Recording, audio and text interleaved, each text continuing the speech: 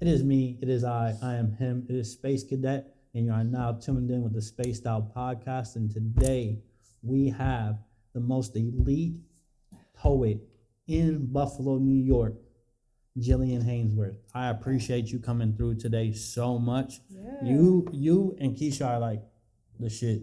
Yeah.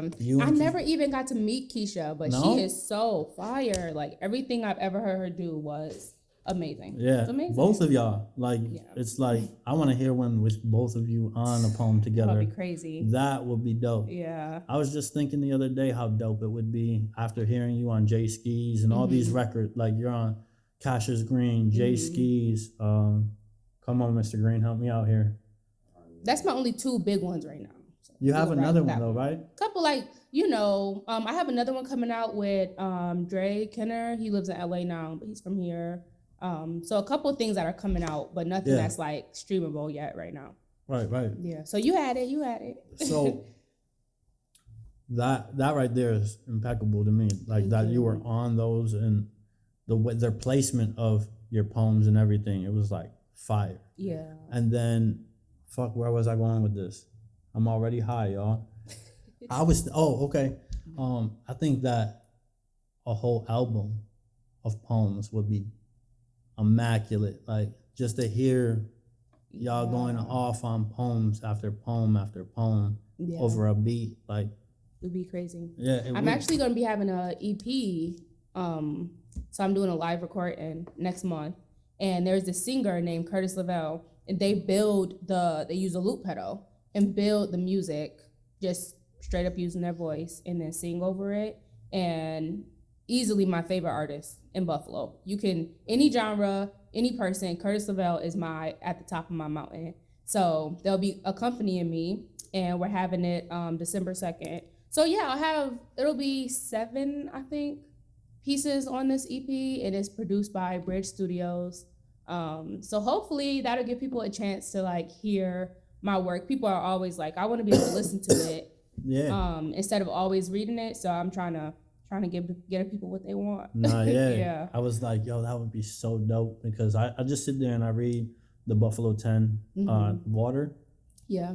I read that one, like I just be reading it and I'm like, this would be dope over a beat. Yeah. Or over like CG beats. Like Yep. That's what was in my mind. Yeah. Like you and CG do a whole album together. I was like, yo, that would be tough. Yeah, and CG is fire. Yeah. People don't understand how many like really, really dope artists and producers that we have right here in Buffalo. People don't know. I think Buffalo's still a secret. Like I know people are starting to be put on to what we got going on here, but I think people really, they don't know. Like they don't know. That's why we had that big thing, keep Buffalo a secret. Yep. Like it should stay that way though. Yeah. And in some way, in some form, keep it a secret, but let the ones who deserve the eyes to be on them. Yeah. Yeah. I agree with that. Because like, my God, just artists, like Fred's the artist. Like we have look at the art that's getting put up around the city. Yeah. The poets, the musicians, the everything, every form of art is here, and people don't see it. Yeah, it's like, yo, it is like top quality. You know what I mean? Like it's like really quality. Like we have rappers here that, only people here know them, but they are better than like well-known rappers. Like that's a fact. They good. Like, I love it here. I really do for that reason. What's your favorite part about Buffalo? My favorite part about Buffalo is definitely the art, but I think just the culture, especially like in the Black community. I grew up on the Eastside, only ever lived on the Eastside until college. So I think just like the sense of community, we couldn't do nothing without our mom finding out. Like somebody was always gonna tell on us. Even like the people on the block you grow up on, like, yeah, you might fight them, like, you're gonna like get into trouble with them, but it's never no real beef. It's always like, we're just kids and we're just, being dumb. But aside from the culture, it's definitely the art. The culture is one of my favorites too. Yeah. Because I lived on South Division in Jefferson. Okay. So like I'm in the middle of South Buffalo, the East Side, and downtown, and you're only like a few minutes away from the west side. So it's like you got everything. Like, everything. But like Swan's right there, so you still get that west side feel. Yep. But in downtown Eastside. Yeah. So it's like growing up, I was like, oh, right there, Puerto Ricans. Like, oh, they're all the white families. Yep. Oh, there's every African American family. Yep. They're all on the like east. Why is this street split? Like, what street is that? Is it William? Mm-hmm. William is the split. Yep. Of the like downtown, like that like area, and like that's not South Buffalo, not the East Side, not downtown. It's just there, and you're in the middle, like Larkinville. That's what it is now. Like, it's just like you get to see everything, every culture, and then you go to Lackawanna and it's all Middle Eastern. And I feel like that's the dopest part, is that we get to learn all these cultures right here. You go to the west side and there's people from Jamaica, Cambodia, Vietnam, like, and you're everywhere. Like, why Buffalo? That's my question to most of them, is like, why Buffalo? I ask people all the time, like, so did you hear about Buffalo before you came here? Or did you like go to New York City and then somebody was like, you know, it's easier to make a living there? Yeah. Cause some people I've spoken to, they're like, yeah, I came here to come to Buffalo. I'm like, how? Like, how did you even find us? Yeah, like, or why did you even look why? at it? It's cold. Like, wasn't that the first thing you seen, is like Blizzard or 77? Right. Like, exactly. I'm one of those people. Like, I lived all across the United States, and we had to decide where to live when we chose. You chose here. Yeah, there's two. But I mean, you're from Syracuse. Yeah, we're from Syracuse originally, so that we see a city that's actually like, you can't get a job to save your life. Yeah. There's like all these things, like we have that here, but there are things that just just don't exist other places. Yeah. And we're close to the Canadian border. Yep. So there's I love that. Opportunity. So fun. I love it. Yeah, we can just literally drive to Niagara Falls, hop out our cars, and walk across the border to amazing land. Like where on our side of the border, it's like, our side of the border is just not. It's like, yo, what do we got? Yeah. Oh, you want to go walk through the park, or do you want to go play in the casino? Which one would you like to choose? Options. But we take that for granted still. We do. People travel to our side from still. all over the world. They do. But what do we have to offer them? I think just the falls itself. Like, I feel like to us, it's like Niagara Falls is so close, but to other people, it's like, I'm going to see like one of the best natural waterfalls in the world. Yeah. So I think we're so used to it. But so don't you think? Do you think that when they look over, they're like, I should have went over there. I should have went to Canada. Because I don't go to the American side anymore. I'm like, if I'm going, might as well cross the border. There's so much more to do. But I do love going there, because I get my depression cleanse from there. Yeah. Especially Saturday is about to be Veterans Day. I'm a veteran. Okay. I go on Veterans Day in the morning there to get that mind cleanse. I feel like it cleanse. Like, I feel like the water, and I think this idea was like someone was there with me and they said this, and then I felt it. Yeah. So it's like, okay, I know what you mean right now. My cousin took me there, and it was on a Veterans Day, and he was like, yo, I could just see it in you. Like, I was cutting hair, and he was like, yo, I could just see it in you. Like, you are not gonna make it through the day. Like, we needed to leave. And I'm like, all right. So we're driving, you go to Niagara Falls. I'm like, why here? Like, I'm gonna jump into the water. That's what I'm gonna do. He's like, nah, you won't. And we just stood by the water, and the water's going under us, like on the bridge, and the water's going under us, and then going off the joint, and you're just sitting there like, it's cleansing. Yeah. And I just felt different after. Yeah. So, and when we left, he was like, you got a whole different aura to you and everything. Yeah. Then we went to the casino and gambled. I feel that. But no, the water thing, that's my process. Like, if I can't think straight, if I'm overwhelmed, like after May 14th, all the stuff I had to write about May 14th, that was like the hardest. Like, I remember when Tops called me, and they were like, you know, some of our employees and community members, they want you to write this poem that's going to go inside the store as a memorial. After they called me, I called my mom, and I was crying. Like, how dare they ask me to do something like that? Like, I'm not supposed to use my poetry for this. Like, why do I have to come up with something to make everybody else feel better? I don't know. I never went through this either. Like, I have no idea what I'm doing.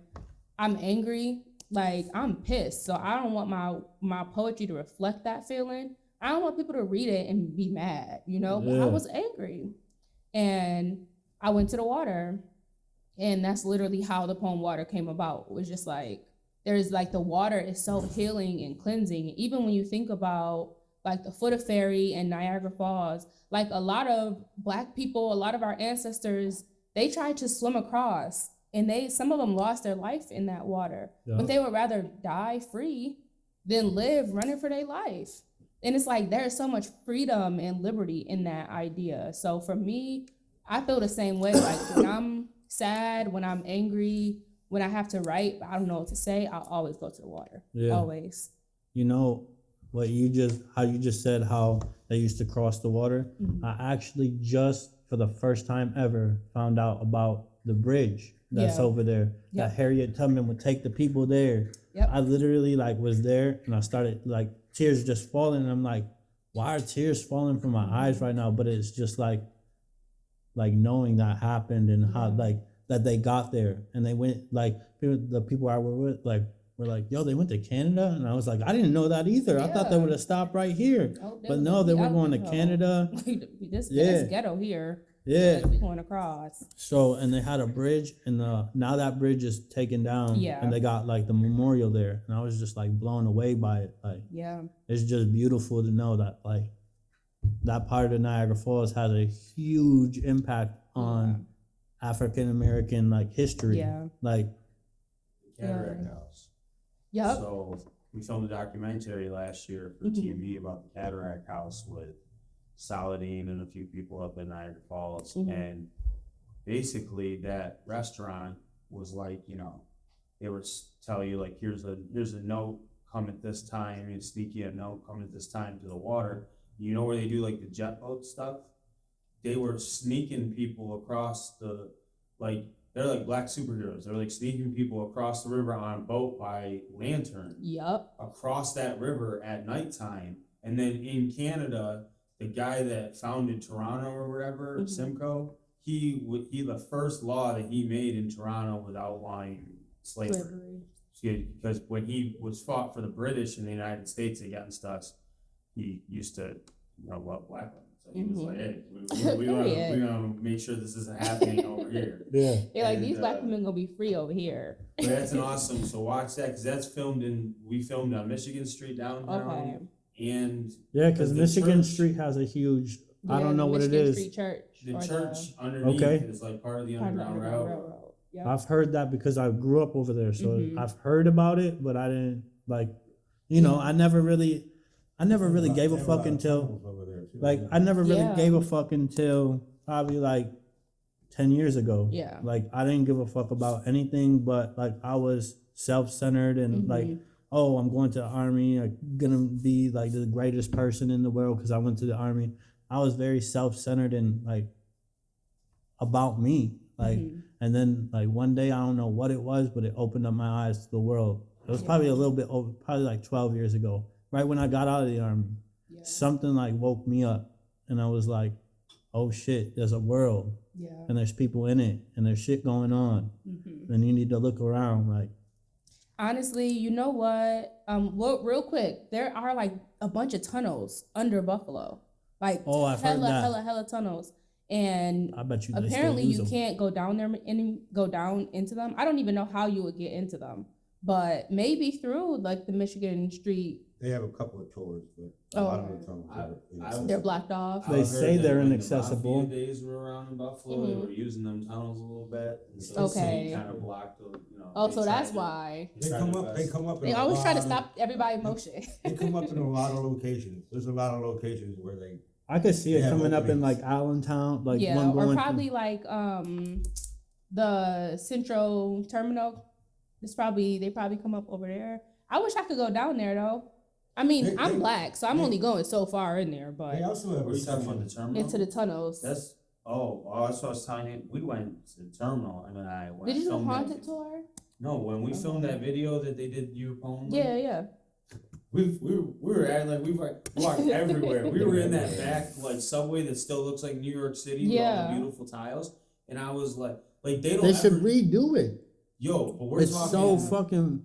in the back where you would get on. That was like the outside. It just looks like outside platforms right now. Oh, You okay, go so up like those stairs. There's like another dome. It Oh. looks like a arc, like a U, and it's all like subway brick. You tell. And you just was able to go in there. I mean, anybody technically. That's I'm about to dope. do that. You just walk your ass. I mean, Talking about the Nosy, and I terminal. wanna be see. careful, but yeah. Yeah. The terminal hosts probably one of the dopest. There's 2 dope festivals here in Buffalo. You say the name of it. Flow. Both. Yeah, because I be always say fucking. blue flu. Yeah, I'm like both. Like blue flu. Like I. Yeah, I didn't know what it was, but you were you did that, right? You performed Yeah, there? I did that. I did the promo video for Yep. that. Luckily, I didn't have to say it because clearly I would have said it wrong. But I think Lindsay is so dope. I love what he's doing. The fact that he had in this last one, people could make a pitch and get money for their business. Like you can listen to music, you can see art, you can help I create missed art. out, huh? Like I was in LA, so I didn't get to go. But every year We were in Atlanta. I'm gone. Where Yeah. you? No, we weren't. No, we weren't. We just No. came back. Actually, Okay. Yeah. Frez, you know Frez the artist. Yeah. He went with us to Atlanta, so he Okay. had to be back for that. But they Yep. took care of us. They bought that video. You know what I mean? They bought Mhm. stuff for us. to Yeah, support shout out our business. Rev Room, Oh, High nice. Peaks AI was the video, the drone pilot for that video. And then, if you didn't know, Miss Hanesworth was the voice behind the poem and Yeah. the writer behind the poem. No, it said that you started writing when you were 7. Yeah. So Like- when I was a kid, I was writing songs. Like From my what? mom. Like how? Like it just came to you? Yeah, like my mom is a singer and a Okay. writer. I grew up singing. I went to high school for singing. I got into college for singing. So I was in like a musical family. Like we were a family that was broke, but still somehow had a studio in our basement. Like that was us. Yeah. And my stepdad, he was a teacher. And when he was making music, like he would wake me up, like, I need you to, like, I know you got school tomorrow, but I need you to come downstairs and do these background vocals. We used to jokingly call him Joe Jackson. But my mom, I think I just inherited from her, like just the ability to put words together. Yeah. The songs I used to write when I was a kid, they weren't like good songs. Like it was like obviously a 7-year-old wrote this. But my mom never listened to them and reacted as if they were goofy, because they were. But she always made it sound like, okay, so how should I sing this part? Like she let me teach her. So I would be a kid in my pajamas and she's putting on her makeup and I'm teaching her these really goofy songs, but she's taking it so seriously.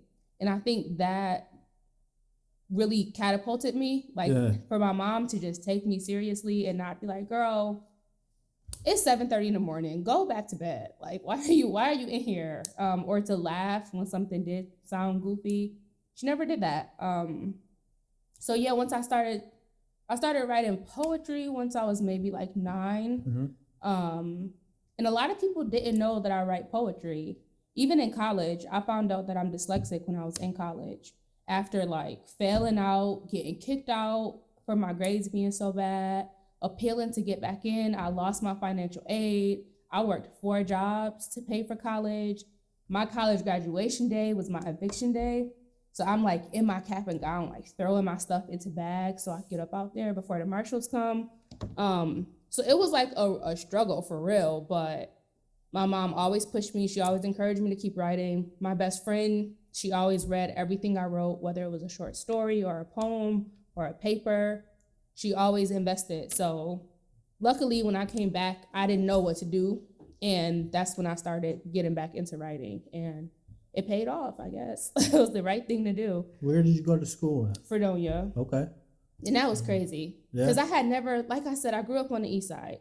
And your perspective of Buffalo growing up was probably even more diverse than mine. Because I only lived around Black people. Most of the people in my school, Black. My church, Black. What high school you go to? Performing arts. Okay. So we had it's a mixture, but it was still a Buffalo public school. Yeah. You know, it's still predominantly Black. And so when I went to Fredonia, that was like my first time being around like white people like that. And I was like, what is happening here? I went from everybody always looking like me and really understanding my experiences to nobody looking like me, nobody understanding my experiences. I've heard that. My little cousin Ray went there. Yeah, it's a lot. It's heavy. Like it's hard to make that adjustment. It's culture shock for real. But I think that taught me how to be like an activist, because when things would happen, like when Trayvon Martin was killed, of course, a lot of the students, they had a different perspective. You know, they were like, well, he should have stopped when the guy told him to stop. And I'm like, hell no, that man was not the police. Like, and even if he wasn't doing anything wrong. So I learned how to defend my beliefs while being there. And to just be like, I don't care if nobody in this room agree with me. I will stand in the front of the room and I will debate each and every one of y'all one at a time, because I stand on what I stand on. Yeah. So that's where I learned how to be that person. And then do you feel like they looked at you at all, like as the angry Black woman? Sometimes, yeah. I used to get that comment sometimes, like, oh, here comes Jill. She's probably going to be mad. She got an attitude.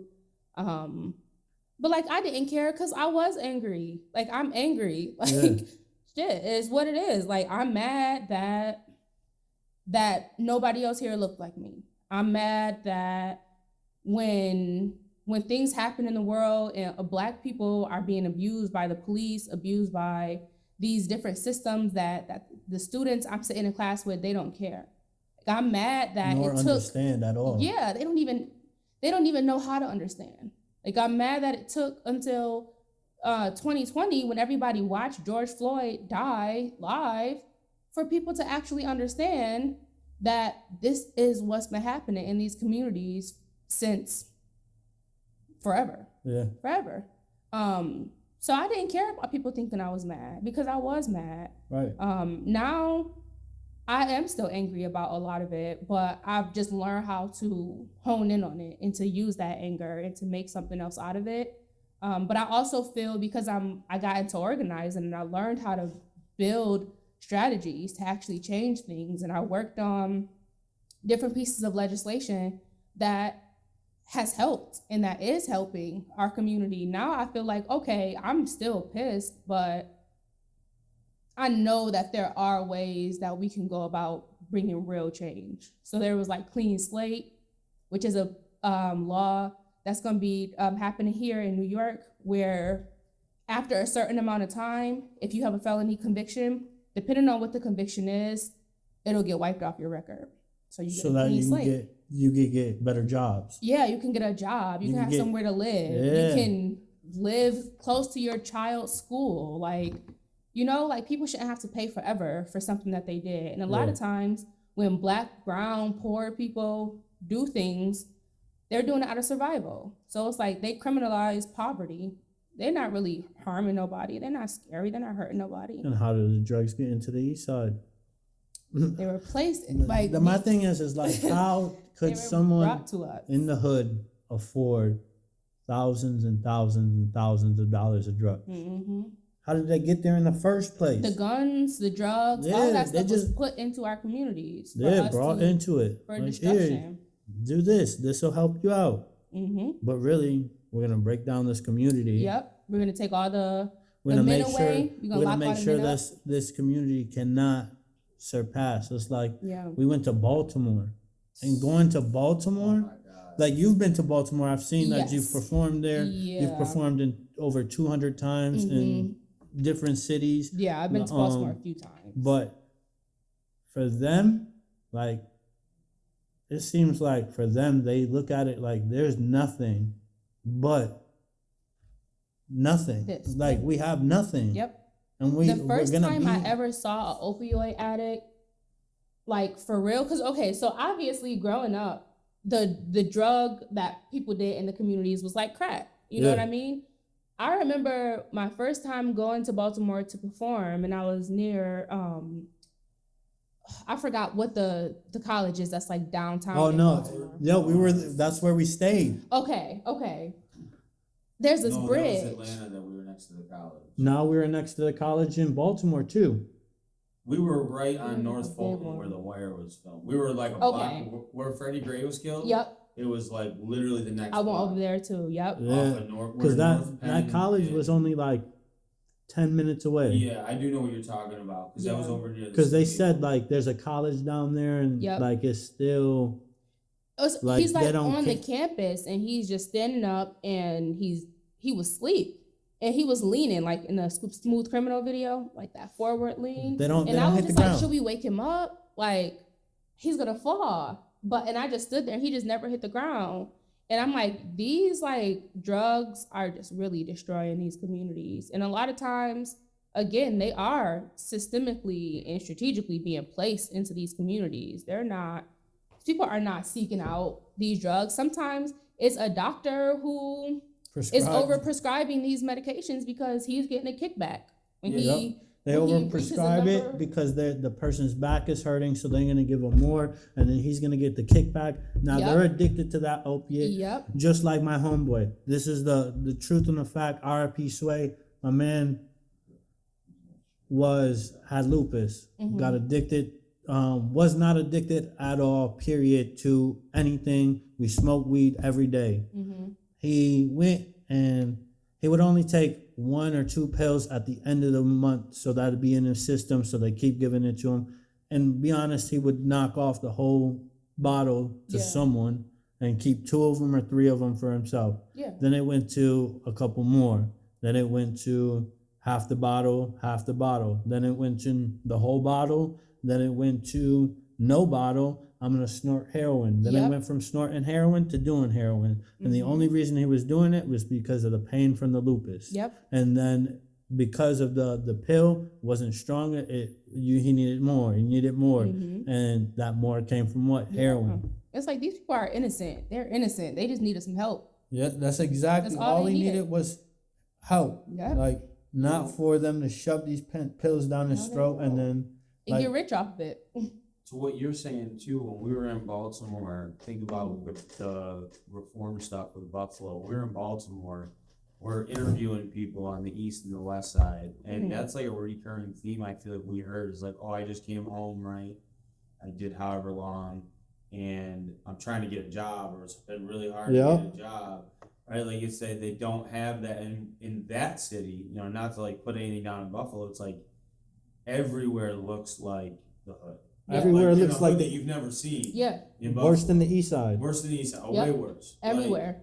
The whole city. Like, if I lived there, it's almost like wintertime all the time where you have like seasonal depression. Like, how are you supposed to propel yourself into some type of positivity? What are you supposed to teach your kids to be that change? What are you supposed to do when you go downtown to a public building in Baltimore and it's connected to a strip club?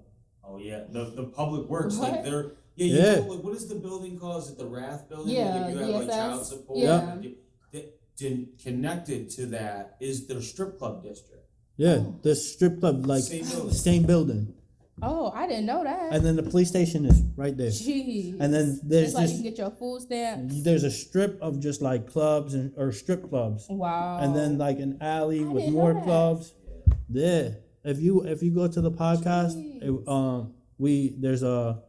if you go to the podcast page and you look at the one, it's like IZM shows us the Baltimore. Okay. The hood of Baltimore. Click that one, and then it'll show you like how like it's deep out there. Yeah. Like we it's were in Atlanta. What was that hospital? I think it was Atlanta because I know John Hopkins was in Baltimore, but wherever the main hospital, I think in Atlanta was. Is it Grady? That doesn't sound familiar. Okay. But I don't know. Okay. But it's a big ass hospital, and him and I are stopped at a light, and I turn and look, and there were homeless people living in a dog cage. And dude had a dog cage with like blankets, and was using that as his home. Yeah. And I have a dog cage the same size for my Mastiff. Yeah. I think about that shit all the time. Like, there's a human being right now in my country living in using this as a house outside. Yeah. When I was in LA, I like to explore. So I got LA is wild. Yeah, I got a Metro card, and I took the train to Compton. Oh. And I'm walking around. You know me. I'm just like You get that. First, the Mexican hood is very different from the Did black you get the hood. burritos at the Mexican I hood? did. I got all the food in the Mexican Yo, hood. if you went to It's that, the best place to get food. so like I went. There's the burrito trucks Take right me to here, the and then Mexican there's the hood. ones right here. The juice lady, I went and got her Jamaica 7 times every day, like at Yeah. least twice. They'll just set up 7 a days table a on the week. corner. I'm Yeah. like, listen, this corner taco is about to Get be that fire. get that burrito, right? Yo, those burritos, or they have breakfast freaking tacos in the morning.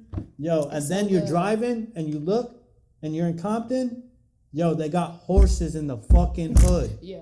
They got People got horses in the horses. hood. Like It's so different. it's just you cut into this corner and there's dudes just It's riding their such horses. a different type of thing. That But I was in Compton and I saw the police were coming and they were moving a bunch of homeless people. But the way they were doing it was just so inhumane. Like all just geared up, knocking right? their stuff up, geared up, and just like almost like just rushing them. And they were getting up and they were trying to grab some of their stuff. Some of them was like, I'm gonna take my time getting my stuff. But the police was like, if y'all don't come, we bringing the street sweepers. We just going, we tossing everything. So hurry up and move. And it's crazy because I'm like, we got a lot of issues here in Buffalo, but No, you're not We gonna do a good see. job with our homeless here, though. Yeah, there's a lot of there's options. There's options for homeless people. There's Cold Blue, there's emergency shelters, there's DSS, and like of course it's never gonna be enough for everybody. There's Yeah. always gonna be people who slip or through people the who cracks. don't want to. Like, People come who out. don't want to because they want their independence, but that was heartbreaking. That was my first time seeing that. I've heard about it, I've seen it on TV, but to actually see it in person. When I went to LA, that Skid Row was not Skid Row. Because days before they said that they took that guy who built his house. Yep. Like they trashed that down and then cleared that whole block. They were Yeah. all on another block, and the other block had they even had toilets out there for them in downtown LA. They had bathrooms out there for them to shower and everything. And I was like, yo, you're just like helping. You're helping them, but you're helping them in a bad way as well because you're just like saying, here, hey. stay homeless, but here's a toilet. Like, But help that's these like people at find somewhere to Austin, stay. Texas, crazy homeless people there. Like if you go to 6th Street where it's supposed to be their poppin' area, the street over is all homeless people. Yeah. And they sit right outside of the what is that? The one with the Red Cross on it. But it's not Red Cross. Yeah, it is Red Cross. They stand out of Red Cross type building. And they're like lined all the way up around the building. And then at night when you're like going to your car, it just be mad homeless people trying to like get money off you, and you're just like, yo, so you gotta park. You gotta know to park on a whole nother side, because if you park over here, you're gonna get bum rushed by a bunch of homeless people. I was in Israel and Palestine earlier this year, and to be in a place where there are the same amount of people as like a big city, but you're not really seeing. I feel like people don't understand though, like especially just because you're on that topic. Yeah. Talking about the amount of people like that are in the West Bank or like in the Gaza Strip. Mm-hmm. It's like, I don't know the numbers with New York City, but it's like 4 New York City's amount of people. So it's like New York City, Texas, and California. Yeah, we'll it's just like say they're that. stacked on top of it, but in the size of like 2 miles. Yep. And the poverty is so much more like, okay, so I'm gonna tell y'all a quick little story. So I entered Palestine through the West Bank, East Jerusalem. So crossing into Palestine, of course, the military gets on the bus, they're checking your visas. Palestine is policed by Israeli military and private security hired by Israel. So everybody's like, they're checking your stuff. You know how you can cross Main Street and visibly see the difference between North Buffalo and the Eastside? Yep. Or just any community. Anywhere. Yeah. You could cross. You can literally drive down, look this way, and you'd be like, oh my God, look this way, and be like, how much those houses be called? Exact. That's literally what I'm thinking. You'd be like, that's the perfect. Because that's like, what it is. Crossing from Israel into Palestine is crossing Main Street at Linwood. That's what it is. Like just drive down Utica and cross Linwood, and then head right toward that dollar store and Burger King. So I've been to Iraq. I can pretty much like, because they live in like shack houses and stuff like that.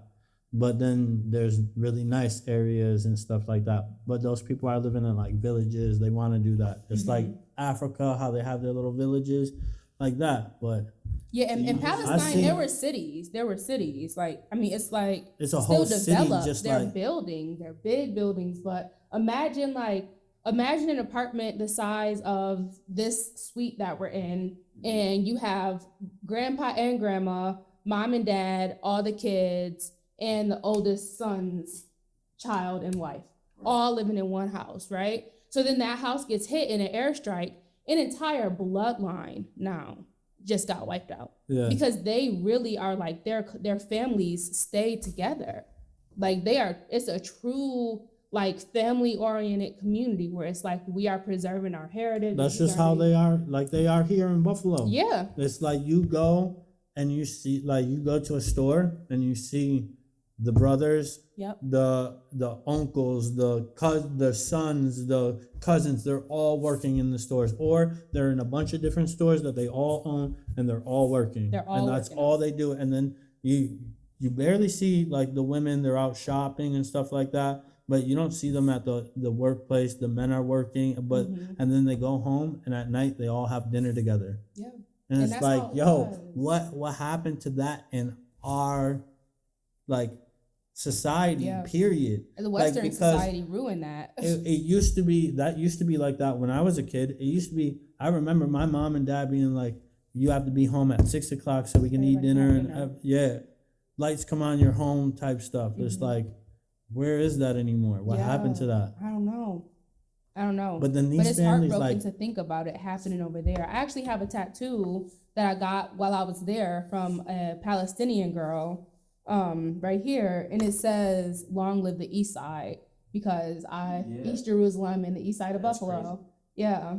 You know, when he's talking about leaving the military, I kind of feel like I went through the same thing, and I'm going through that now with the whole Israel-Palestine thing, where it's like people want you to have like this be on a certain side thing. And Yeah. for me, I'm like, but in Palestine, regardless of scenario, and this is coming from people that served during the Iraq War, where you'd think that I'd have like a set vision on, who's Mhm. what. It was like, these are innocent people. Mhm. These are babies both, and children. yeah, they're on both sides too, because they're both dying. Like, there's people dying on both sides. But what breaks my heart, like, so on October 7th, obviously the attack was specifically targeting Jewish people. Mhm. And like that is, I looked at some of the footage of that and I'm like, I can't even find a word to describe how heartbreaking it is to see these innocent people have to become martyrs for this war that they didn't sign up for. Yeah. And then I look at Palestine and it's like, for 24 hours a day for a month, they've been getting that. Like 10,000 people so far have died, 10,000 Palestinians. And they'll say, okay, evacuate. But then they'll bomb where they're telling them to evacuate. And it's just like, at what point is somebody gonna say, somebody with power, gonna be like, okay, this is not how you. Yeah, there has to This be is a not a ceasefire. war, Yeah, like- no, it's a murder. It's genocide. Like Yeah, some of the that's stuff what it is. happening That's is the like word. war crimes. Like, Yeah. you can't blow up a hospital. And how come no other countries are saying this Except is for a the war ones crime? that we say are bad. The ones that are saying it's a war crime are North Korea, Russia, the countries that America are like, nah, we don't. not aligned with. Yeah, are not it's aligned fucking, with. They're the ones that are like, this is too much. Like, And okay, then- so they but could draw then- the red line, but we But then can't. if Like, if they go in, that's gonna make. If they go in, that's gonna when start the a world U.S. is war. gonna be like, oh, we have to go in because they're this terrorist. Like, look at North Korea. Like, it's bullshit. And as It's soon always as we're gonna bullshit. have to Yeah. put this on to the other platform because of YouTube being those kind of people who are Yeah, gonna be they're- like, Can't no, talk you about can't that. talk about It's all right, this. we're on Rumble too. So Yeah, we'll be it's fine. cool. no, yeah. Well, because if they keep hitting us for the weed smoke or anything that we say that's Like, geez. Like it is. Yeah. Like What happened to free speech? 'Cause people say Freedom of real Yeah. offensive things on YouTube all the time. So how come we can't Oh, yeah, like- question? yeah. Have Why you ever been things on aren't Facebook and working? you see someone telling one of these stories and they say they unalive themselves? Yep. To me, I'm like, if we're to a point you can't say suicide or killed yourself or death, then you're not going to be able to handle the truth to the world. Like Yeah. we're talking I about feel like right that's now. why they're Ever. doing Can't it. handle it. And then there's no fucking freedom of speech online. Why? Yeah. Why can't, if I pay for my internet, that pays you to do it. How come I don't get freedom of speech on it? If I pay for you Facebook to run, if we weren't all on Facebook, you wouldn't have a Facebook. Right. So I should be able to say how I feel on there. If And then it's a even when threatening, people say if I'm bad things, yeah, like, sometimes they don't you take have it the down. consequences of your actions. Like freedom of speech should exist, period. Yeah. And then, when somebody say something awful and they get an awful reaction, that's just the natural consequence of what you said. Yeah. But don't mute us. But I always say, and I've been saying this for the past few weeks a lot, the most powerful thing we have right now is our memory. Like, we have to remember what's happening. We got to remember it honestly. Because even when you look at the history of slavery in America and schools in the South that are starting to say, like, we're not talking about that anymore. We're going to ban all these books. We don't want kids to see bullshit. these words. It's like the only thing we could do is remember it honestly, because they will try to make us forget how it really happened. Yeah. And that's when we can be like, I remember, I was there. When I was there, I met activists, artists, college professors, doctors, like people, Israeli and Palestinian, that were like, what is happening right now? Like, none of us signed up for this. Yeah. Like, the normal Jewish person living in Israel that's just like making a living, going to work, they don't want a war happening in Israel right now. Like, this is capitalism. This is America funding the IDF and the Israeli military. This is over land and money and power. That's what it's about. And it's always about that. It's always. They're not like, if they think that it's about, yes, they created a hate, just like in America, there's a hate against African Americans. They created a hate against Israelis, Palestinians, all of that, so that there can create a divide. Yeah. And that divide, then they can use that divide so that they can do other things around us. They're just helicoptering it. The most effective thing America did to divide us was convincing poor white people that they were somehow better than poor black people. Because if all the poor people would have realized, hey, we're all poor, like, we all fighting the same fight, we're all struggling with the same thing, we could have turned it over a long time ago. Yeah. But they created divides within our poor population. So it's like, okay, most of y'all are going to be poor, but we're going to tell this group of poor people that you're better than this group of poor people. And then we're going to tell this group of poor people that the only way you can ever come up is if you take from this group of poor people. Like, they really divided us, but still kept everybody poor and struggling. Yeah. It's sad. It's crazy to think that, like, all these billionaires and millionaires literally gave everyone $10,000. They'd be still all millionaires and billionaires. Seriously. Think of it more like we send, and again, we just sent how much over there? Yeah, I'm on the same side of everything that was just said. How much did we just send over there? They'll send billions to other countries and then get on the same day, get on TV and be like, we don't have money for FEMA. Thank you. How is that possible? It's a slap Oh my in the God. face. It's really I've a been slap thinking in the about that face. shit for like the past 3 days when I seen that come up on Reddit that we just sent that money. Like, how did we just send that money and we owe China fucking trillions of dollars? Chuck Schumer is trying to convince FEMA to let snow-related natural disasters even be eligible. Because right now, FEMA doesn't support natural disasters related to snow. But it's what would like that do we for us? just Look being at left for Maui. dead. Look at Maui right now. Like, Yeah. FEMA's not doing shit for them. So even They're if not we gonna did do shit for qualify- us, and that's what I feel like. Right. That's what's coming to Buffalo I mean, too. New Orleans, they barely. You so think, many people. yo, from New I Orleans feel just like had to Buffalo. leave. That's gonna happen with a snowstorm. Yeah. Well, it kind of Just big destruction. just did Yeah. basically because they're trying to get FEMA stuff from what just happened. Yep. And they don't want to do They shit. don't want to do it. I mean, Oh, what yeah, about the 'cause I mean- veterans? Like, Oh, veterans need they shit on so us. much. Oh, they treat veterans so bad. Sorry, my brother. And it's like we're If they spending don't- if they money for wars that we really shouldn't have nothing to do with. And meanwhile, our actual veterans are here struggling with mental health, with no support, Yeah. homeless with no support, sometimes having a hard time finding a job. Like, they fought for you and you can't take care of them. Yo, how I'm do gonna you? throw- So Crazy. hold on. How do you go to the military, get trained in a job, Mhm. and then you get out? You know how to do that job better than anybody you know, and then they tell you you don't got a college degree. You can't do it. You don't Like, qualify. what do you mean? Like, It's I a went. You joke. know how for a whole year and a half, I tried to get an HR job and was told, we can't help Didn't you. qualify. The only reason I got by was using government assistance. Was I went and got unemployment, and then And you should not have to do and that. then I had to, like, they give you money for school. That's cool, but then like you need that unemployment money. Like they give you $1,400. They give you the however much it would cost to rent. I got in 2013, so rent wasn't that bad then. Now, if they're giving you $1,400, like I get 60%, and that's $1,400. See, Like that's different. I was just gonna throw out that nobody ever talks about when they make the point that you just made. I know you know what I'm talking about. It's from the veteran standpoint, the funding that goes to those services. Like they'll be like, oh, you need housing, you need you owe your landlord money, you need health care, you need mental health. Like there's all these programs. But the funding that they get for those programs is based off of federal funding. And you don't qualify to give that to a veteran if that veteran didn't serve in a war. So you have a whole lot of dudes that serve stateside who can't get any of those benefits. And they don't ever talk about that. So, I didn't know that. Yeah, so I spent 10 years yep. serving. I was a grunt, weapons expert, demolitions expert, wiring expert. I came home to Buffalo after 10 years. I applied at Well Electronics. And because being fresh out of the military, I put down my qualifications. And in the interview, the guy had literally told me, don't ever write that down again. People will be afraid to hire you. Oh my God.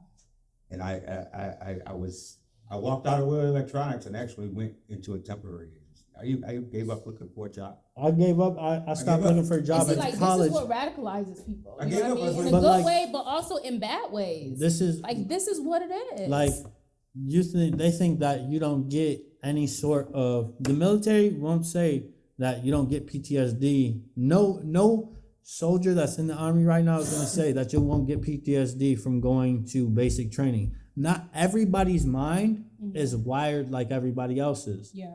So going through, like, you're getting shot at with bullets going over your head in basic training. You're getting screamed at. You're getting screamed at at 3 o'clock in the morning. Yeah, Oh my, people. y'all are.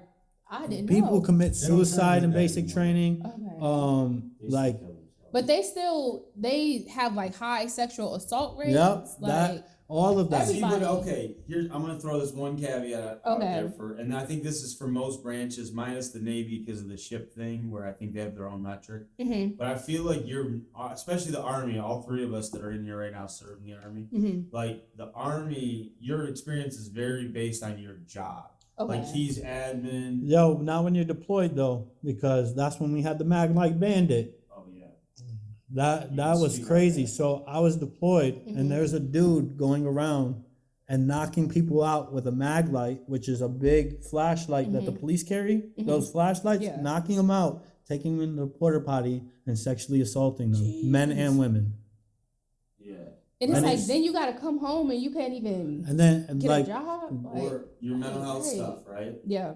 You want to go, they have programs while you're serving where you can go talk to somebody, right? Especially if you. oh, there's movie what's that movie? They just showed it. He's in and he says he goes to get mental health, and the sergeant tells, or the captain tells him, like, the other soldiers are gonna look at you like you're weak, like you're basically telling them that you shouldn't be saying that you have PTSD. Do you know how many times I've heard that? Yeah, but like think about the program we have. You go to your sergeant now in the military and tell them, yeah, that'll probably happen. But the reality is, if you go to the hospital or to those programs they have in the service, or you go to the VA and you get do those mental health programs ever, they report that to your military service. So these guys don't want to do it because next thing you know, you're getting sent home from the military for having mental health issues. Oh yeah, that too. So they don't. So they got to go to places like Western York Heroes or something? Yeah. One of those Shout out places- Western York Heroes. Is it Sweet Sweet Home Road or whatever?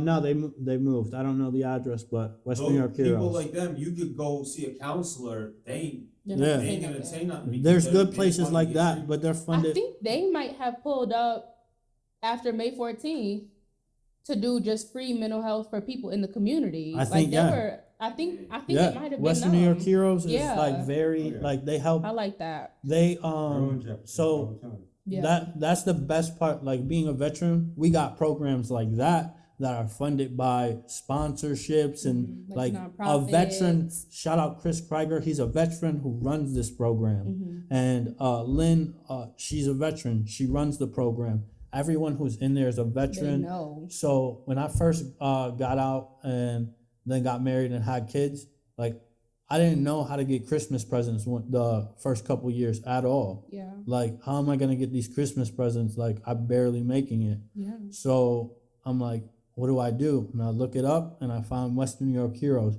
Every year for 5 years straight, they gave me Christmas presents. They still hit me up and asked me if I need Christmas presents. Last year, I donated to them. Yeah.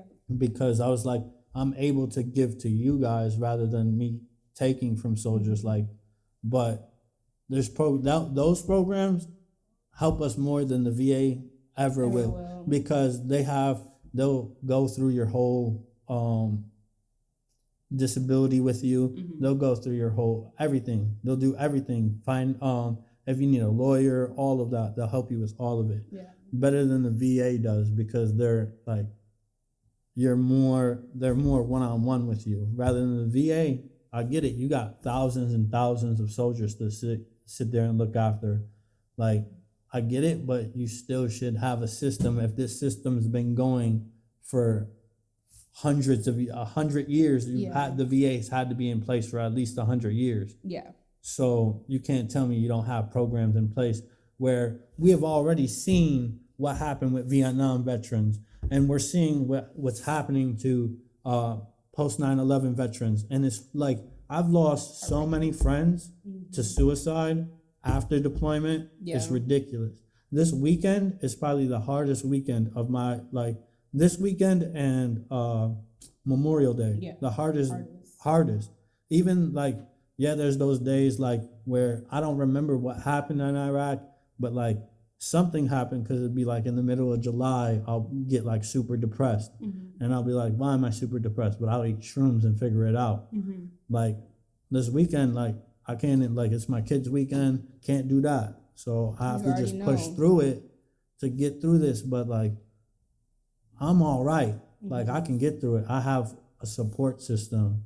Like there's a lot of veterans who don't, or who feel like they don't have support systems and can't push through it.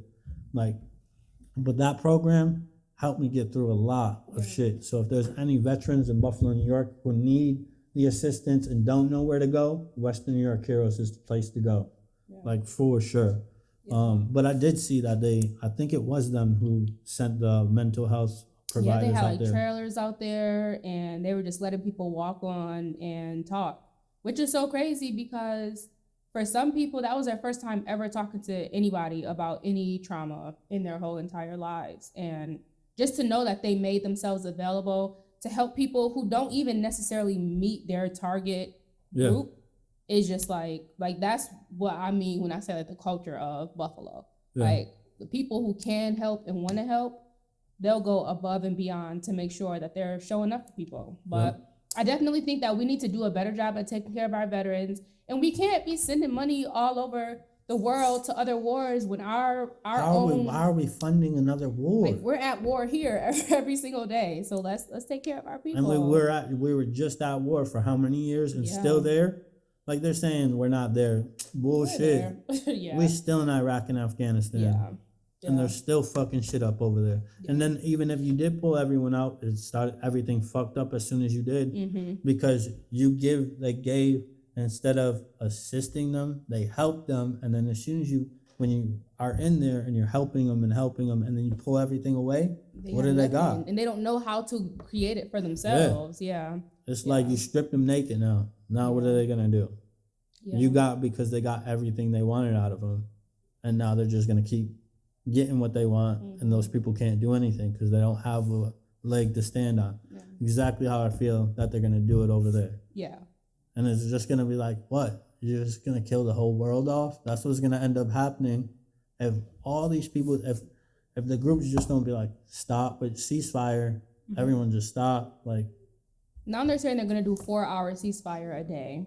So we'll see how that goes. But 4 hours. Yeah, 4 hours. I'm not, but y'all definitely gave me a new perspective on like Veterans Day and Memorial Day and like the effect that can have. Because of course, it's something that we think about. Yeah. For me, being somebody who obviously I've never served, never been in the military. My grandfather was, but he passed when I was young. My dad was in law enforcement, but he was never in the military, so it's not the same. So it's like on these days, they get a lot of benefits when they get out. Yeah, and on like Veterans Day, Memorial Day, like of course you think about it and you're intentional about having a moment of silence for the veterans we lost, but you never really think about the fact that like for a lot of veterans, they come back and they have to fight those demons every single day. Yeah. And nobody's helping them. Yeah, and the funniest thing about Veterans Day is like, my mom, I won't ever like be like, Mom, are you fucking serious? Why are you calling to tell me this shit? I don't give a fuck. Because she's like just being like the kindness, like, oh, you should go go here and go have dinner. She was like, oh, did you see Applebee's is giving? And I was like, yeah, I all right, Mom. Like, but that's my number one pet peeve about Veterans Day. They can't even really give free stuff away. None of these places are giving anything for free. You have to make a purchase in order to get it. You get something, yeah. Like, you know that, right, Drew? I love that. Like, I love it. I'm like, yo, y'all are ridiculous. You can't even give something away for free. That's real ghetto. And they call the ghetto. 2 cents each for these boneless wings. You could get some away. Yeah.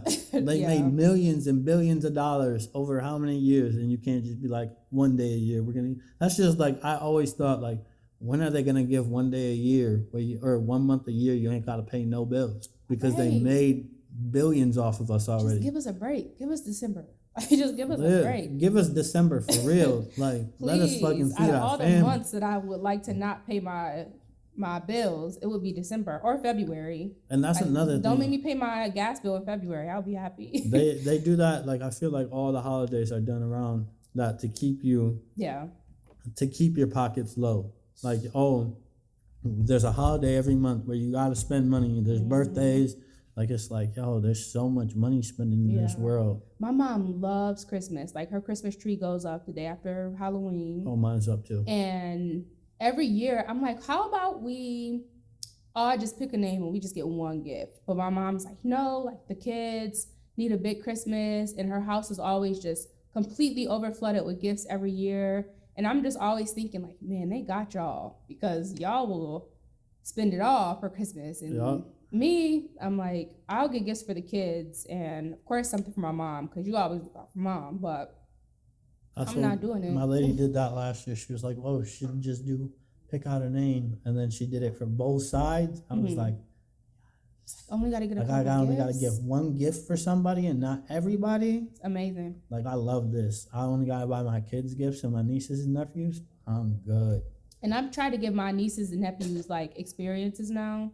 So like this year they're all gonna get like a little duffel bag with an outfit, and I'm gonna take them to this big new indoor park that's actually in Syracuse. It's called, I think, Fun City. Yeah. You heard about it? We already had plans to go and shit. The place with the ball pits. Yeah. I want to go. I'm like, I want to go. So that's gonna be their Christmas gift too. Do you want this clipped out of the episode in case somebody watches? No, they're kids. They're not. Oh, no. They have about a 45-second attention span, so they probably. She's talking about our Christmas gifts. No, they don't know. But yeah, we're gonna clip this just for them. You know what I'm saying? I don't know. Yeah, I want to go there. It looks so fun. No, it sounds fun. Did you see? We'll definitely be there beforehand. So if it isn't fun, tell me. Yeah, tell me. Don't waste your money.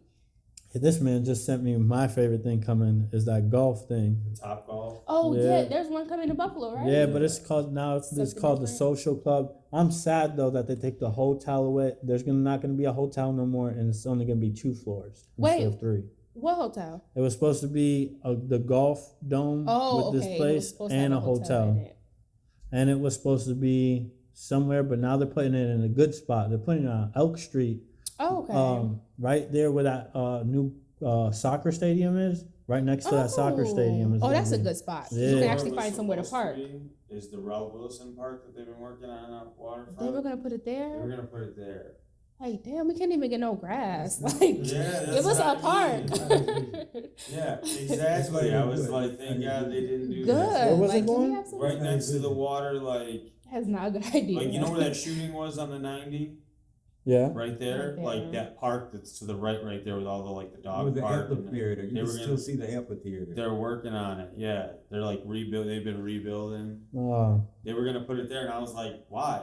The only thing that That's why they probably changed it. They were like, I'm shooting. Oh, no. Or they probably like, how much park space are we going to keep taking from these people? Like, Yeah, keep them in that's a park. perfect place. Plus, Is Elk. they Elk is just- empty. Didn't the Ralph Wilson Foundation just invest like millions of dollars into that into park? that park. Yeah, that's Well, why the clause with that is that the city had to fix all its local parks. They had to go through the Okay. local parks, replant trees. If the basketball field was tore up, put new basketball. They did that to the park around the corner from us. Okay. And most of the parks in our neighborhood has gotten some facelifts because of the agreement for what Okay. the Wilsons are spending in that park down there. And Because I saw Oh. it had time limits. I was gonna- Okay. That's the thing. They put it into like a trust because we got $1 million and Detroit, where he was born, got $1 million. Okay. And so that's why, and also the Lions exist still because of him. Like the league was going under, the team was going under, and he gave them the money to keep the Detroit Lions going. That's why we used to play them all. We're like sister cities with that Yeah. team. So like that I was money. just in Detroit. That's but like the I've shitty heard thing that's is, though, like that our money sister city. expires. Oh. Like it's a New York State trust thing or something. I don't know what it is. Something about like the money that's like when you die. So they have to hurry up and They fix have to everything. spend it. They have to get this work done because They I don't better think hurry they up. They gotta get it They're done. always waiting and stalling. Unless it's a speed hump. That's the only thing they've been on top That of. shit is all ridiculous year. too. It's like you'll fall into a pothole, go over a speed hump, hit another pothole, another speed hump. I'm You know like, damn well they're trying to stop. this the is so keyboards. annoying. Yeah. Dude, that's what that is. Yeah. Which is not It's like Wow. these kids already, it's like, no, but it's stupid because if they hit that bump going 90 miles an hour, These they're kids are crashing into flying. freaking 7-8 cars. these Which kids is take what's flight. happening. Yeah, Or they take somebody's flight. house. Somebody's house. Our studio was just on Bailey, like Bailey crossing Bailey Avenue Pizza, Mhm. and there was like 2 kids that rolled a stolen like Jeep or something in front of what's that, Kensington, the school right there. Mm-hmm. I ain't never seen nothing like that. They must have been going so fast down that side street, took a little turn, and rolled into the front of that school.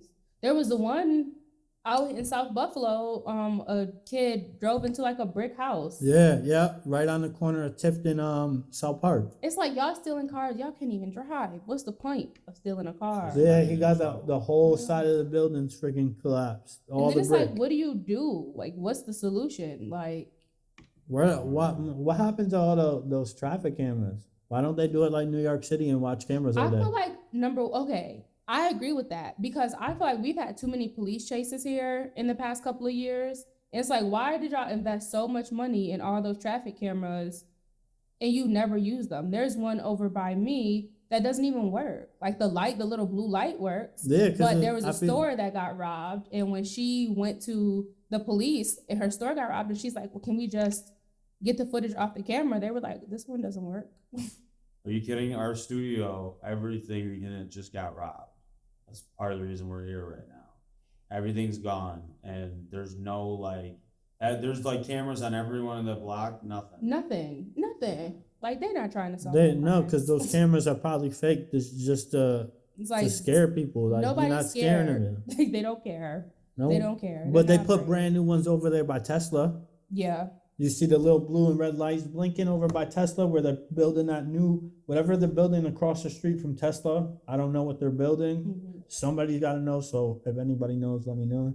But That could just be Tesla surveillance. no, but Oh, okay. Just personally, like private. I think they do own that. But it's like, it was an old pie place and it was an old like tomato place, a bunch of places. But now they're facelifting the shit out of it. And this got a camera in the back and a camera in the front. So what are y'all really doing? Yeah. Cause y'all got cameras. y'all That cameras work. They I've work. never. Yo, these ones work because it's Yeah. blue red. Like if the police are sitting there and it's a black pole with it, so it does look Okay. like Tesla owns them probably. But it's like, what are y'all doing over there that y'all need cameras up Yeah. to like protect Yeah. what? And then I heard that like Buffalo Police only has like a couple of officers that are assigned to car thefts, and they only do car thefts a couple days a week. So it's like if your car gets stolen, like hit me up on Monday or Wednesday, because other than that, it's I can't all help thefts, you. though. Yeah. Like ours shit. They So still, it's just they don't all have a of them. detective It's to not just assign a to our car. shit yet. And Wow. how many? It's almost been a month. So like even if we had we had done what we needed to paperwork wise. I'm saying even if I found a shop up the street that has my shit, Right. do you know what I mean? Yeah, you Like can't do who's gonna anything. go in there on behalf of the police and be like, here's the serial numbers? Right. Because they ain't even assigned to me. That's why people talk about murder not getting solved here. Yeah. Who are they sending out there to solve these fucking Well, murders? I heard that we have the most solved murders here. No, we have the worst number. We have worse numbers in murder than Rochester right now. And that says a lot. Oh no, it's New York City who has the best. Sorry. Yeah, and we are just out here What? just wild west. Double-edged sword, right? Like the travel stuff we were talking about. I'm like, I smoke weed. Like, I don't want the fucking police bother me. Fuck the police. And then we go to somewhere like we're in Atlanta, and it's like, goddamn, is there a cop around to help me? Like, everybody just wants to kill you. Like, there's shit going on. Like, I'm just like, you gotta find that happy medium of this stuff. You know what I mean? Or just like, if the police are gonna be around, don't be quiet until somebody needs you. Just be around. Yeah, you know what I don't be mean? shitty. Don't bother. I hate when the cops are shitty to people. Yeah, I used to work at a Boys and Girls Club, like a teen center in Riverside.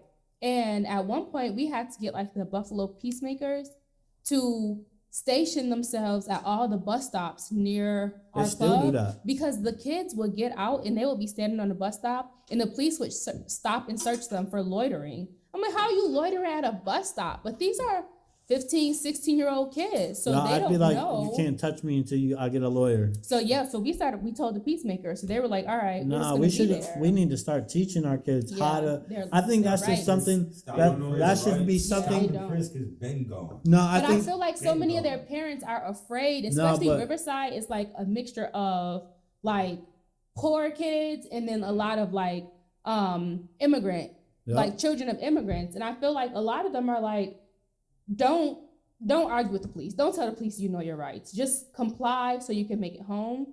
So I feel like even then, like we need to That's teach them another- their rights, but we also need to teach them how to assert speak, that they yeah. know their rights. or to speak to officers. Yeah. Period. Because a lot of people don't. teach these officers how to speak to regular people. Yeah, that's another thing is If officers you need to speak be your rights, trained. The officer will recognize that you know your rights. Mm-hmm. If you can do that in 10 Yeah, seconds. but what they don't give a fuck. Like, I've had two Yeah. bad incidents, and Yeah. I'm a white dude. Yeah. I get pulled over You know all the what I mean? time. They call me the social justice girl. I've been accused of stealing my car that I was driving.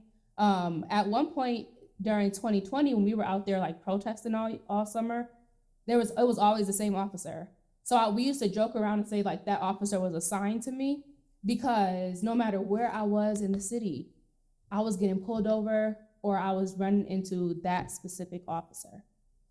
Probably that guy. I Yeah, he can't think of was. his fucking He was name. assigned to you. He had to be Definitely. assigned to me. Who was that fucking guy? I mean, it's It's like because you make COINTELPRO. noise with your poems in Buffalo, and you're so like you speaking out against against the wrongdoings. Like, of Yeah. course, like, and that's a fear among people. Like, Mhm. is that if I speak out, like, what's gonna or if I express my feelings, how many people around me am I gonna lose? Yeah. And it's like, yo, why does that matter? That don't mean that they fuck with you. Then you can find a whole new group of people who believe the Yeah. same way you do. But then it's like, why? Like, it sucks that people can't even be friends Yeah. because, oh, hey, you like Trump, but I like Biden, so we can't be friends. Like, what happened to just shutting the fuck up about what you fucking believe in Having sometimes? discourse to find a common To ground. just Yeah, find a or- common yeah. ground, understanding that everybody is really just trying to figure out what's gonna make their life a little bit better. Yeah, But I feel like a lot of artists, and myself included,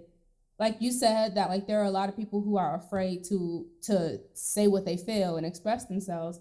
I'm afraid not to. yeah. Like I'm afraid what could happen to me, what could happen to my niece and my nephews if I don't say anything. Like Yeah. for me, that haunts me. It keeps me up at night. If I have an altercation with the police or with a politician, like I'll argue with these politicians. I'll say things on interviews and they'll call me and be like, why would you say that? Like, we go back and forth. But if I don't really speak up and like speak my truth and what I really, really do believe, it keeps me up at night. Yeah, It's like that that's the haunts same me. thing. It It's haunts like- me. Like, my kids look like they're white. Like, and I'm like I joke about it. It's like, I tell them, y'all good. Y'all good. Like, what do you mean, Dad? Just know you're Yeah. good.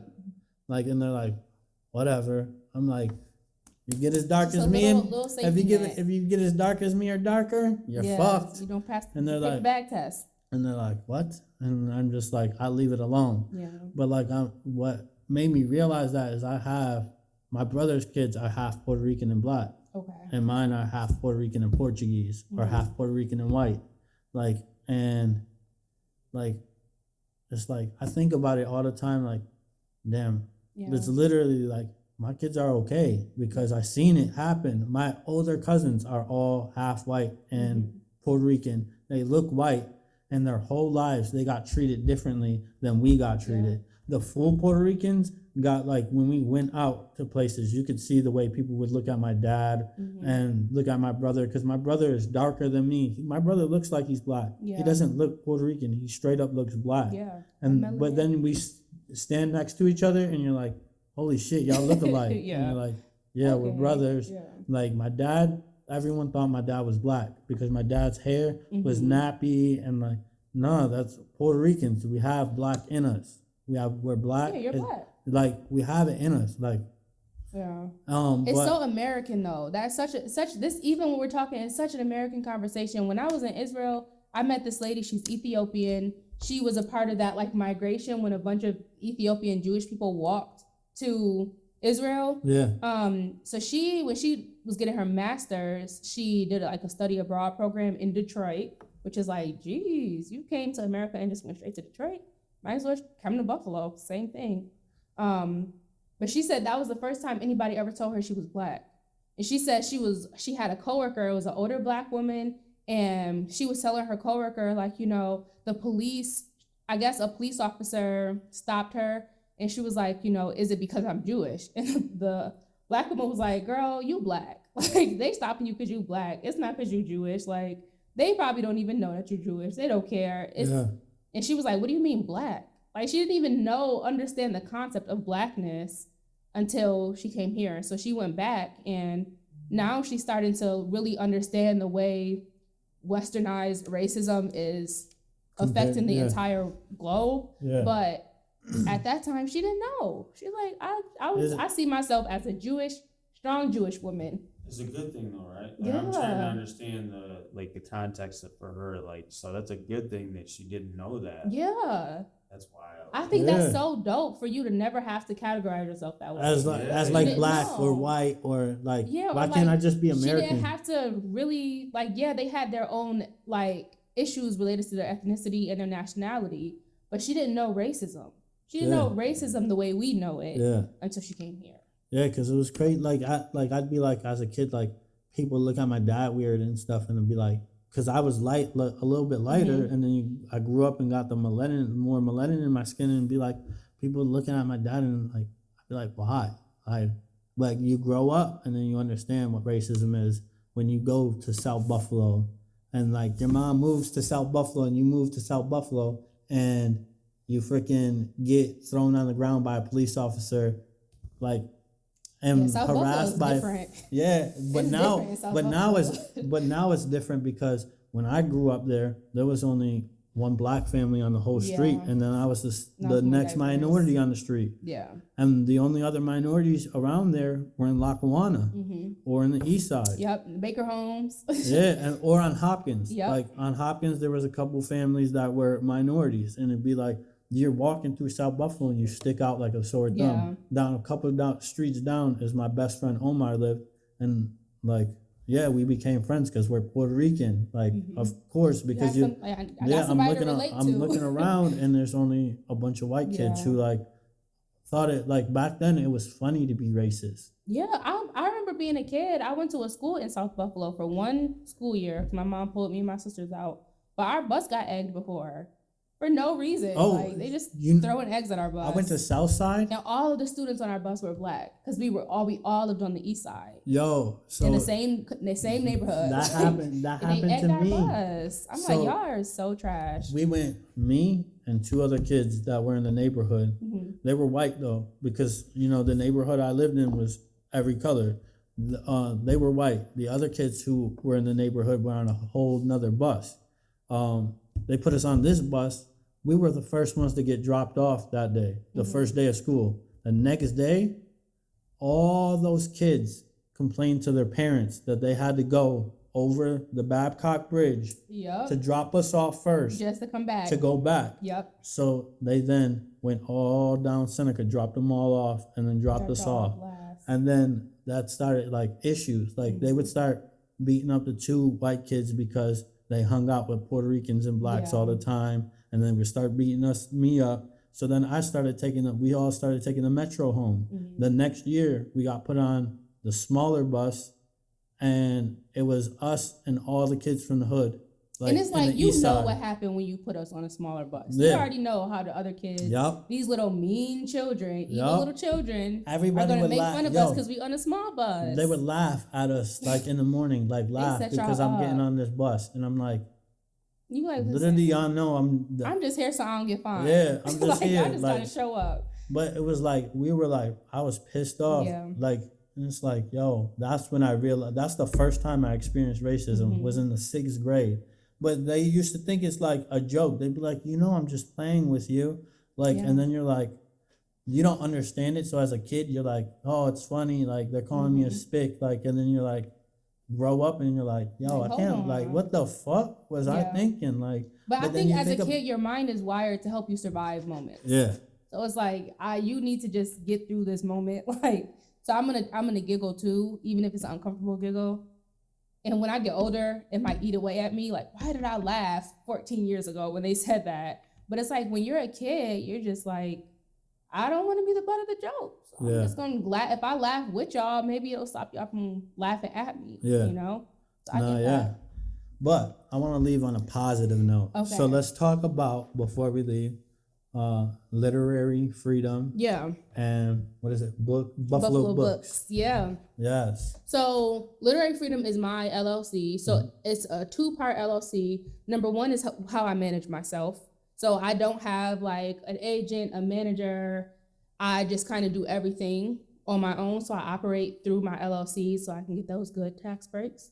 And then Buffalo Books is also under Literary Freedom. So that's a program that I started because during COVID, I started seeing those library boxes in like really nice neighborhoods. Yep. And I'm like, we don't really have any in the neighborhoods I grew up in. I pretty much grew up in Kensington Bailey my whole life. Even when I would move, I was always within like a 1 mile radius of that corner. Yeah. So I started Buffalo Books, and I'm like, I'm gonna build these library boxes. Well, I don't build them. My nails are too long, but somebody builds them. I buy them, and I'm gonna buy books, and they're gonna be books with Black and brown authors, books with characters that are Black, brown, have disabilities, that look like the kids reading the books. So now, fast forwarding to now, 3 years later, I have maybe 40 library boxes around the East Side. I do free bookstores, all brand new books. I let people, so on the May 14th anniversary, I actually set up a free bookstore on the corner of Jefferson, right outside of Tops. And the Bills helped me out by donating some stuff. And we just give kids books. Yeah. I remember being a kid and there was a Scholastic book fair, and I could never afford anything.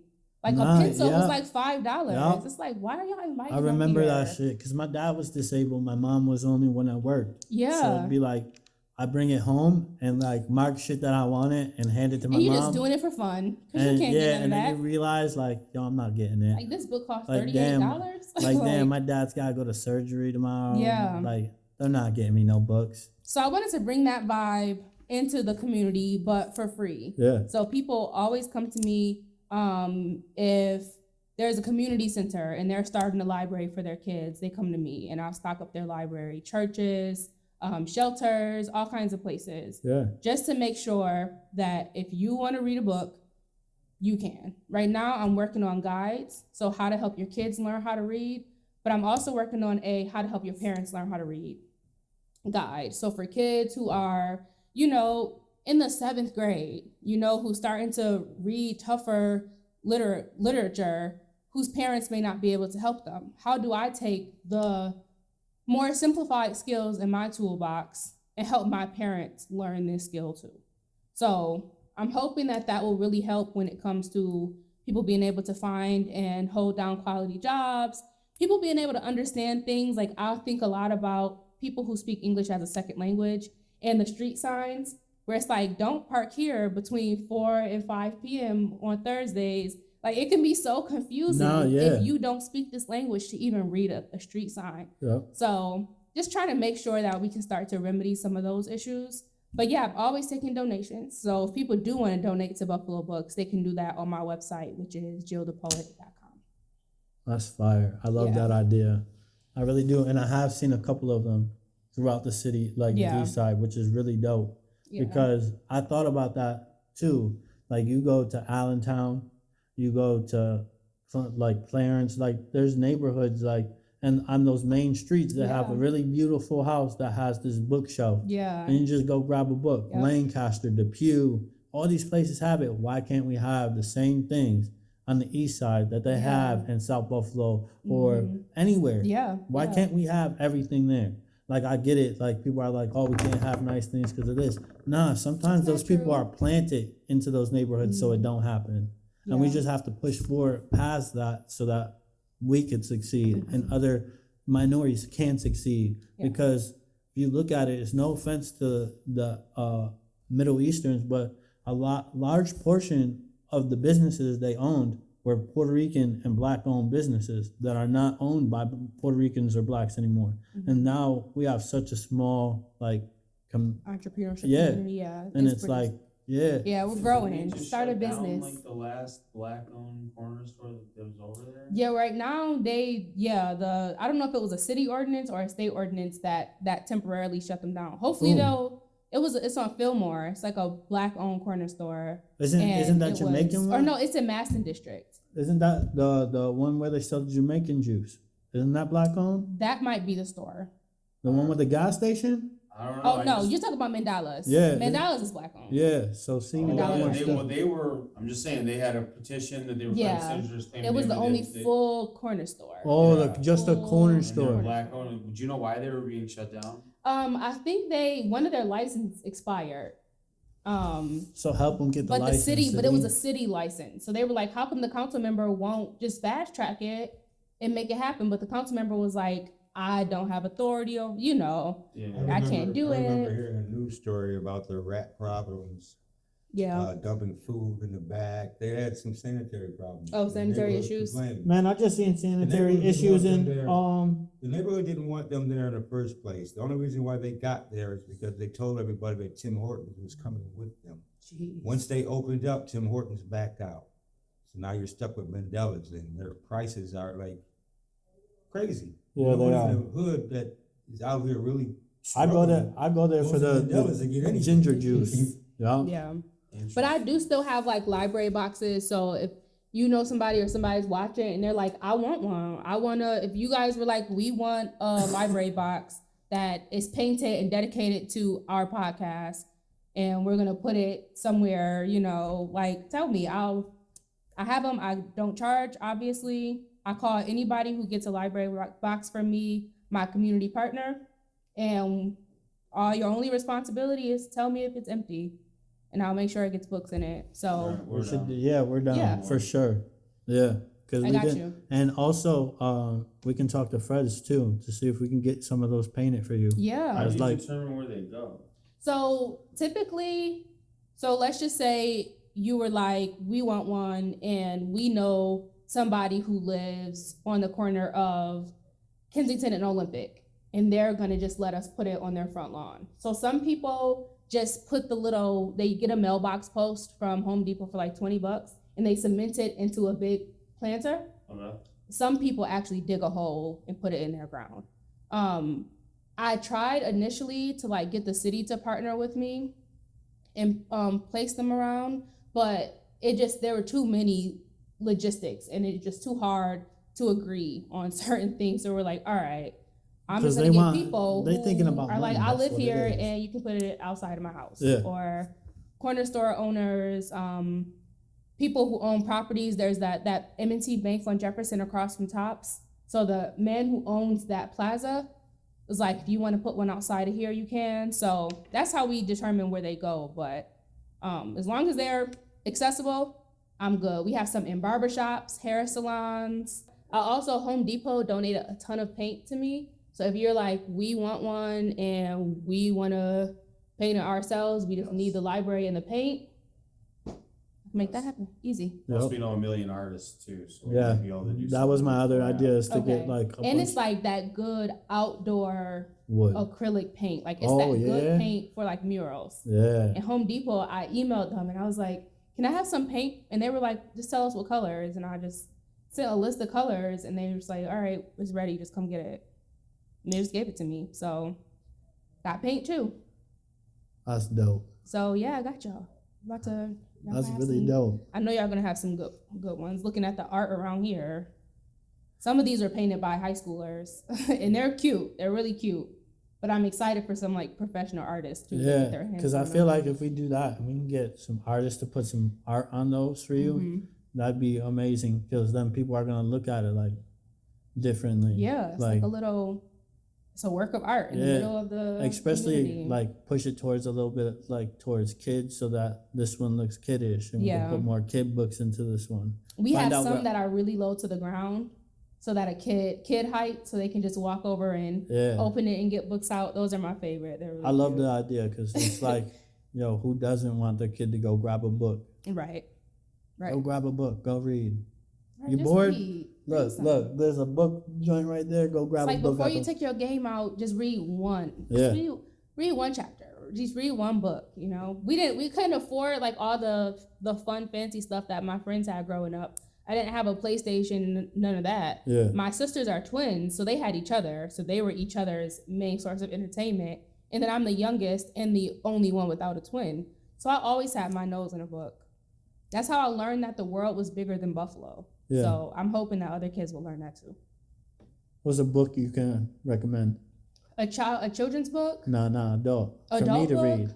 I need to There's read this book something. called Deacon Kong. I'm gonna show you. It's a good book. It's about this preacher, and it starts by him going out onto the corner and like shooting the biggest drug dealer of the community. I need it. And it really breaks down a lot of like systems and things like that, but it just reads as a regular novel. Yeah. And it's so good. Nah, So that's a send that to me. I got you. That's I'll a read that recommendation. today. I'll start Yeah. reading it, because I haven't read in so long, and I keep on saying I need to read, and I Yeah. need to read. You can go on But Audible. my last read book for free, listen for free. was Logic, the rapper. Yeah. He wrote Supermarket, and it's phenomenal I for. didn't hear about that. I'm gonna Yeah, he has Supermarket, and then he has his autobiography. But Okay. Supermarket is That's like, good. yeah, it fucks your mind up right in the middle of the book. He's just gonna flip your mind, and you're gonna be like, Logic wrote this, like, Okay, yo, I that, want it. yeah. Don't threaten me with a good time. I got the book. I'll let you borrow it. Okay. Got I'll give you. you Deacon Kong. We can do Yeah. a switch off. Yeah. All right. I appreciate y'all tuning in today. Make sure you go like, subscribe, comment, share. And what's your social media? You can find me on Instagram at poet_Jillian_Hanesworth, Facebook at poet Jillian Hanesworth, TikTok at Jill the Poet, and my website is jillthepoet.com.